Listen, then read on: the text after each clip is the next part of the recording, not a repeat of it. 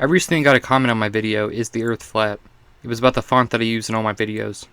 The comment was from a very nice and respectful person, but they suggested that I should probably stop using Comic Sans. In this video, I'm going to be talking about why I use Comic Sans and why I will never stop. Before I begin, however, I would like to urge all of you to follow me on Twitter for political opinions as well as daily Bible quotes. In school, one of my weaker subjects was English. In 7th grade, I had a teacher that I'm just going to call Mrs. Z. Mrs. Z was beloved by the other students. She was a shining example of what a good teacher should be. She was always cheerful, she gave students second chances, and she knew when to stand her ground, but she was also very understanding. This is how she was perceived by the other students. And this is how I saw her too for the first couple months. She always treated me in a way that I thought was fair. Even though how she acted seemed to conflict with the grades I got, I always managed to convince myself that it was my fault. I'm not good at English is what I would say to myself. But towards the middle of the year, we had to do a PowerPoint presentation where we talked about one of the many wonders of the world. It was a fairly easy assignment, and I thought I did a decent job on it.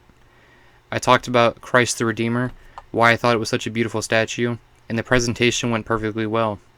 I was friends with almost everyone in class, and Miss Z didn't interrogate me about my beliefs like Mr. X did. A couple weeks passed before I got my grade back. This was common with a lot of teachers before high school. You would think it'd be easier to grade assignments for middle schoolers. But who knows, maybe it's difficult to grade 60 kid assignments as opposed to 100 high schooler assignments. In junior high, it was always common for teachers to not hand back your grades. Most of the time you had to go online to find out what grade you made. So nearly a month passed and I checked online to see what I'd gotten. I can't remember what grade I got because it was so long ago, but I do remember that it was rather low. A couple extra points and I might have passed. The next day after class I decided to confront her about it. It was not the end of the day, but I guess she didn't have a class after ours because no students ever came. I asked her why she had given me such a low grade, and she told me the slides were not properly formatted, I hadn't done certain parts of the assignment correctly, and the font I used was not appropriate for the assignment. You can probably guess the font that I had used was Comic Sans. Before then, in 5th and 6th grade, I used Comic Sans all the time. I liked the way it looked, and none of my previous teachers I had ever mentioned anything about it. If I hadn't used it for this assignment, there was a good chance that the extra points would have allowed me to pass.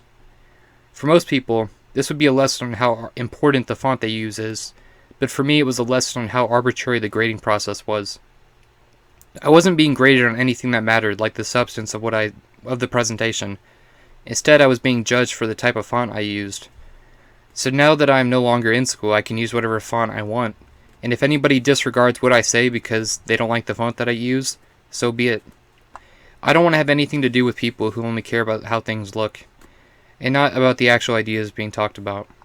So my use of Comic Sans originated from when I was younger, it continued because I was criticized unjustly in my opinion, and it will persist because I see it as sort of a test. It's a test to see which people focus on surface level things and which people actually listen to the substance of my videos. I hope you all enjoyed this video, and I hope it helped clarify any confusion. Now I know that this video is much shorter than a lot of my other videos, but I felt it was necessary to make, and there wasn't a whole lot to talk about. Subscribe to be notified when my new videos get released, and please follow me on Twitter if you haven't already.